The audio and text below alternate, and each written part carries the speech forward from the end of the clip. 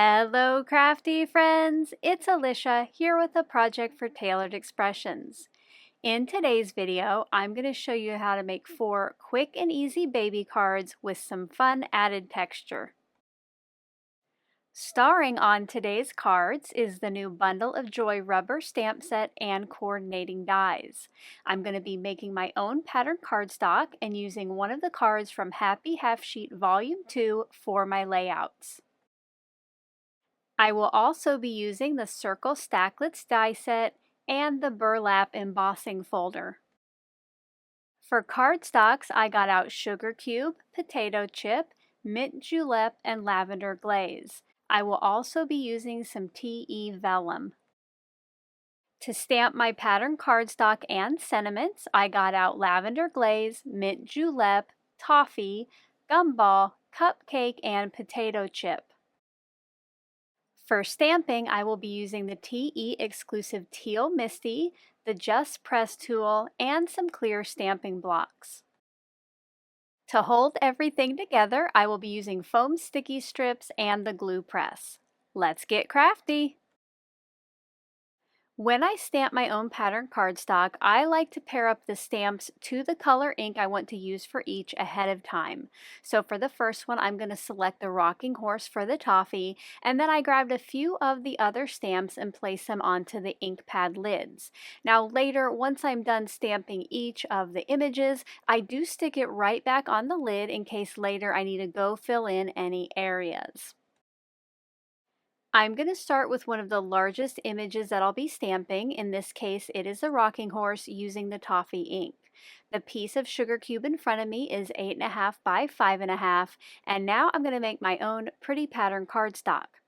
I like to start up in the upper left-hand corner, and once I have that first image down, I rotate it just a little bit and move it down to the right. For that third and final rocking horse, I am once again going to rotate it even further. And this is because when I cut this for the Happy Half Sheets later, some of these pieces will be rotated 90 degrees. So you want to make sure that you make your pattern cardstock non-directional. Once I have the first triangle of images down, I just keep on moving and rotating that first image to fill the rest of the piece of cardstock. Make sure to note that when you do make your own pattern paper or cardstock, that you let the images bleed or fall off the edge of the paper. That's why I have that grid paper placemat behind my piece of cardstock. For the next round of stamping, I brought in the little baby t-shirt and lavender glaze ink. Now I'm going to use pretty much the same process, filling in some of those large open areas with the t-shirt. I do like to work from large to small when I make my pattern cardstock. That way it's easier to fill in later with the smaller images.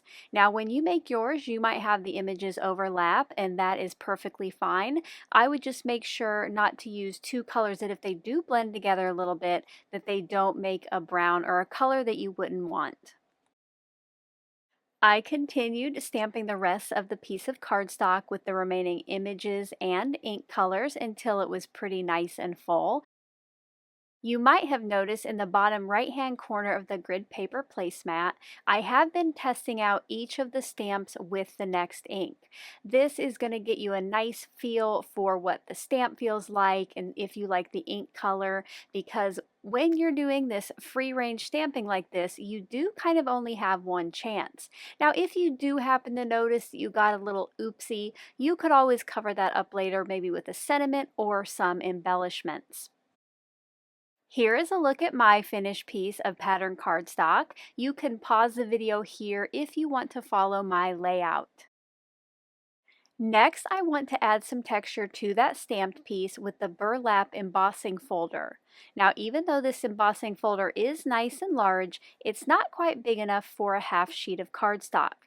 Now the good news is most of these Happy Half Sheets, you usually cut this piece in half, or like in this case, kind of in thirds. So what I'm going to do is look at those dimensions on the back and cut it down into the 3 sections provided.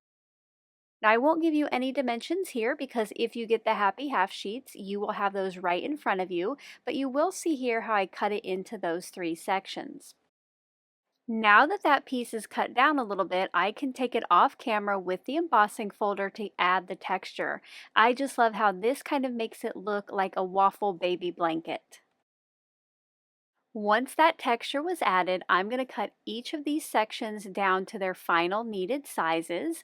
I just keep that laminated happy half sheet right off to my left and reference that for each of the cuts. Let me know if you have ever made a happy half sheet before down in that comment section below. I finished the rest of the cutting off camera, and here's a look at all of the pieces. And I also made some card bases. For these I used potato chip cardstock. I made 1 horizontal and 3 vertical. Once you have all of your pieces cut and your card bases made, you can refer to the side of the happy half sheet that has all of the sketches or the card layouts. I'm going to get started with the bottom one in the middle, and I'm going to put it together pretty much like it shows right on this laminated piece. I will be using a vertical card base for this and the 3 pieces that it designated. Now for me, it's easiest to start with that center pattern paper and do my best to center that left to right on the card front. When I do put these together, I like to use liquid glue. That way I have wiggle time to get that placed just right in case I need to make any adjustments. Once I have the center piece down, I'm going to put on the outside 2 pieces. I try to get about 1/8 of an inch between, but you could make that a wider or a skinnier gap between. That is up to you. For my second card, I'm going to be making the horizontal one. So I got out the card base and the 2 pieces that go on the front. Now these do get rotated, but you'll notice because I made that pattern cardstock non-directional, that still works out okay. I'm once again going to add those pieces with some liquid glue so I have time to adjust them. Now with the happy half sheets, because these are sketches and suggestions, you can definitely make these cards your own. So while I started out like it shows on the happy half sheet, I'm actually going to do something a little different. Off camera, I cut 2 scraps of the mint julep cardstock into 1/8 inch wide strips, and I'm going to add those down next to each of the pattern paper strips I just placed. To do this, I think it's easiest to put the glue down onto the card base, so I put a little line of glue next to each of the stamped pieces and then got the strips put in place. Once that glue has dried, I snip off the extra cardstock at each end, and you'll just see here how there's a nice border there and a little added color. For my third card, which is actually card number 1 on the happy half sheet, I wanted to add a mat to the background of all those 4 pieces.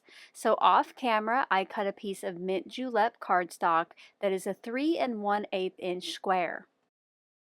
That size allows for 1/8 of an inch border on the outside edges and between each of the inner pieces. So this is especially a time where you'll want to use liquid glue because you do want to get these placed just right. I start by putting down one piece, trying to get those outside 2 edges at 1/8 of an inch, and then I place the remaining pieces, trying to keep them the same distance from the edge as the previous ones. Now later, if you had a little center that was a bit wonky, you could cover that up with an image, and I actually will have a pair of feet on mine later. After those pieces were all in place on their mat, I brought in one of the vertical card bases and placed this toward the top center. For my fourth card today and card number 2 on the happy half sheet, once again I wanted to put a mat behind the pattern pieces, but because I did not want to do much math to figure out the exact height this would need to be with all of the openings between the pieces, what I did was cut the piece of mint julep to 3 inches wide, and I just left it longer than I knew I would need. This will be another time where liquid glue will come in handy because you want to make sure that first piece that you place down, the top pattern paper piece, is as close to a perfect 1/8 inch border around the outside edges as you can get. So take your time in placing that one. Then I'm going to grab the second piece, the one that goes below that, add the liquid glue to the back, and then I place it about 1/8 of an inch away from the piece that I just placed. Again, you have some wiggle time with that liquid glue to get it nice and straight across, and try to keep that opening even. I placed the remaining pieces, and here's what that looks like all glued together. And now I'm going to take that off camera and cut some off the bottom, so I have about 1/8 of an inch border there as well. That matted piece then got put on the front of the final vertical card base, and now it's time to add some decoration to the front of these. To do that, I'm going to bring back in the Bundle of Joy stamp set, and I'm going to start with the sentiments and stamp each of the 4 in Lavender Glaze ink.